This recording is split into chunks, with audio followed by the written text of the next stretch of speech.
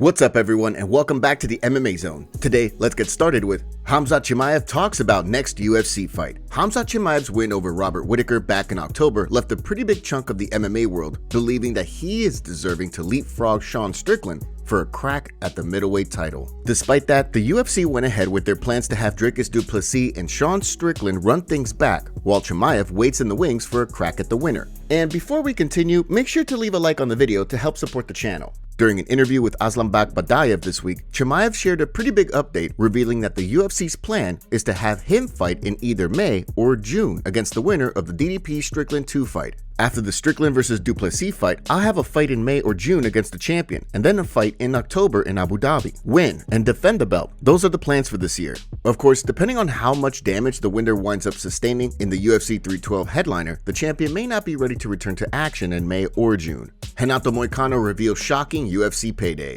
After the UFC 311 card, it was reported that Renato Moicano was paid $250,000 for a short notice loss to Islam Makhachev. Despite that, Moicano revealed on he and Gilbert Burns' Show Me the Money podcast that he actually wound up making way more than that. You don't need to say how much, but you got a nice check for this fight, right? I got a nice check. Let me set the over-under, bro. I'm going to set the over-under at 9 Bitcoin. Over or under? No, what do you think? I think 9 Bitcoin is my prediction. No. Over. Over? I'm not gonna say nothing. What's Bitcoin at right now? 104? 104. So what's that? 950? So over 950. Over. Ooh, now we At the time the UFC payouts were released by the California State Athletic Commission, they also showed Islam Makhachev making only $200,000. While fans figured he was actually paid way more once his cut of pay-per-view buys got factored in, the fact that Moicano made over $950K for the fight definitely suggests that the champion made well over $1 million for the fight. Several years back, Anthony Pettis shed light on the UFC's secret bonuses during an appearance on the MMA Hour, revealing the quote-unquote secret mailbox money that would get paid out after fights. From the sounds of things, Moicano's short notice check is another example of how the UFC's payout numbers aren't always accurate. Alex Pereira talks about Magomed Ankalaev fight. Last week, the UFC officially announced a light heavyweight title fight between Alex Pereira and Magomed Ankalaev for the UFC 313 card. While Dana White had said that Ankalaev was next in line after his most recent win, there were some unfounded reports going around recently suggesting that Poatan might move up to fight at heavyweight for his next fight. This fueled theories that Pereira was ducking Ankalaev, but as he told ESPN in an interview, he was the one that pushed for the fight to get booked after returning to training. I did say I wanted to take a break, but I started training again, feeling good, and started seeing my evolution. So I called my managers right away and said I want to fight. I want to fight in March. I want to fight Ankalaev. I know he keeps saying I'm just an employee of the UFC. I fight whenever they want, but I asked for him. I told them when I want to fight. Pereira also weighed in on Jamal Hill's loss to Yuri Prochazka this past weekend after his run-in with Sweet Dreams at the PI back in December. Despite the competitive rivalry between the two, Pereira has no ill will towards Hill. During an interview with MMA Junkie, he reacted to Hill's loss, saying, "I have absolutely no problem with him. We're both the same. Sometimes I'll go and make some fun before the fight, or he'll say something about me. But tomorrow, we're gonna hold hands and respect each other. I think all the turmoil that was created is part of the sport." Whether or not Hill can work his way back into title contention after his latest loss, only time will tell. Athletic Commission reacts to Merab Dvalishvili's statement. Leading up to Merab Dvalishvili's UFC 311 fight with Umar Nurmagomedov this past weekend, a gnarly cut on the champion's shin that needed a bunch of stitches went viral. While the stitches were taken out and the cut looked partially healed, the champion revealed after the fight that he had to pull off some sleight of hand to trick the commission, showing the commissioner the same leg twice to keep the cut hidden. On the Ariel Helwani show, Helwani relayed a statement from the California State Athletic Commission director Andy Foster, who refuted the champion's claim that he was able to use misdirection to keep the cut a secret. In addition, he also revealed that the CSAC was actually aware of Dvalishvili's shin injury way back in December. Made the California State Athletic Commission aware of licensee Merab Dvalishvili's leg in December.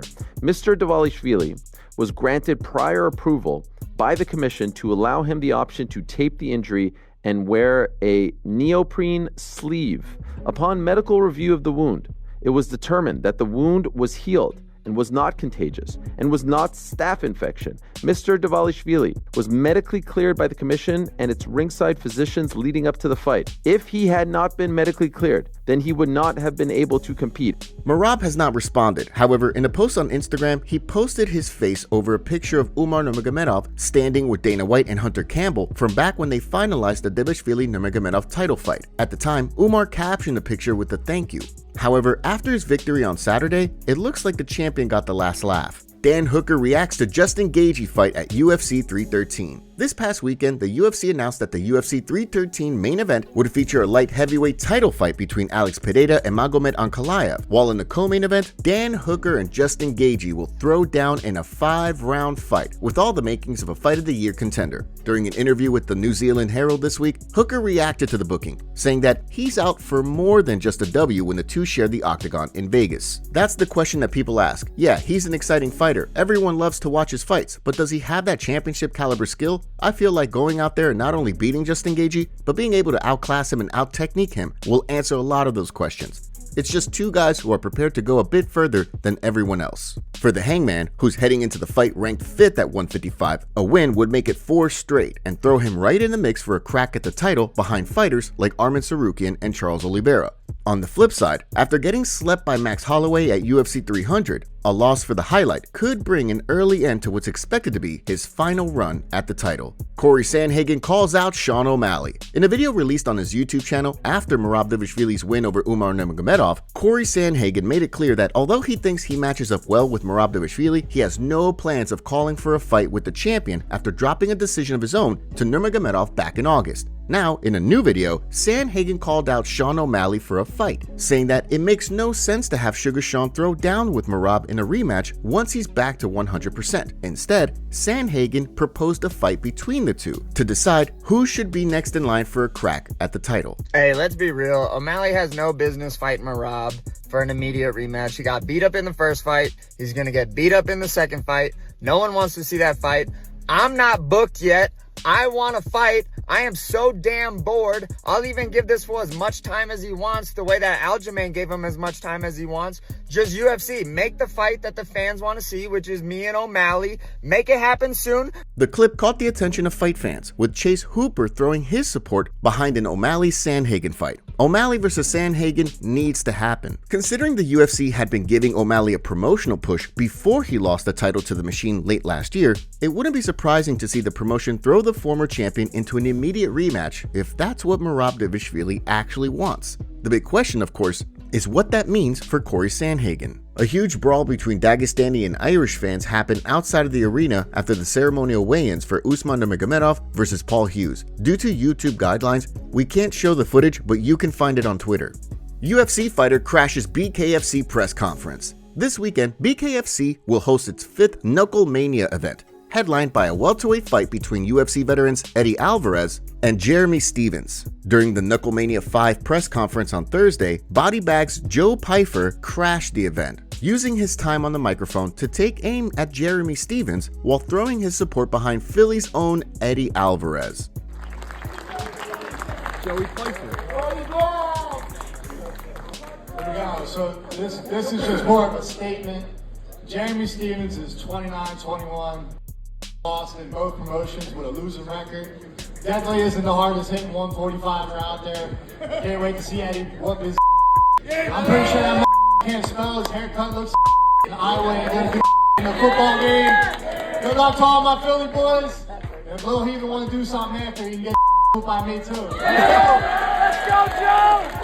On hand for the press conference was none other than the notorious one Conor McGregor, who is a part owner of BKFC. McGregor kicked off the presser with an electrifying intro for the Philly fans, setting the tone for the rest of the event. Oh, Philly! Sorry I'm late, I don't give a f***.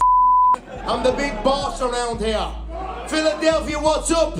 I'm here to summon the gods of fighting to action. After this footage came out, there were people concerned for Conor McGregor because he showed up late and was out of breath when talking. During the whole promo, you can hear Conor breathing heavy just after a few words. May they turn our combatants' knuckles to knives. And on Saturday night, may we all bleed in the honor of Philadelphia's rich fighting history. Rise above the night sky and rain down blows viciously and prove our worth against any deniers. May local boy and former UFC lightweight world champion former Bellator world champion. Shut this man up over here, Jeremy Stephens.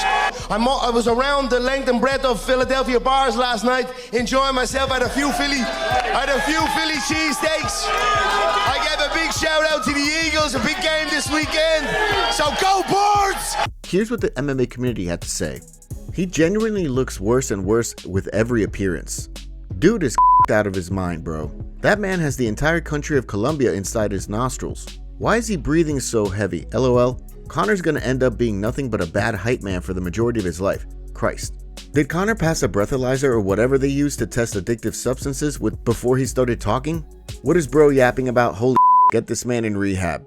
Man went from 5-round fights to barely holding his breath while words desperately dribble out of his mouth. Sad downfall. Conor McGregor's downfall is actually so sad. Props to him for the crazy amount of money that he made, but it destroyed him. It's honestly crazy and sad who he become, like it's so obvious he's on everything. Literally 10 years ago he was determined to be a GOAT, and now he's just a addict. While there's been plenty of uncertainty surrounding McGregor's return to the octagon, he made it clear during an impromptu interview with Home of Fight's Jack Noker that his sights are set on a return to the octagon. Logan Paul, BKFC, UFC, what's next? BKFC Saturday night, baby, live from Wells Fargo Center. For me, in a competitive standpoint, UFC. Let's bring it home. Thank you, sir. Appreciate you. The big question, of course, is when fans will see him back in action.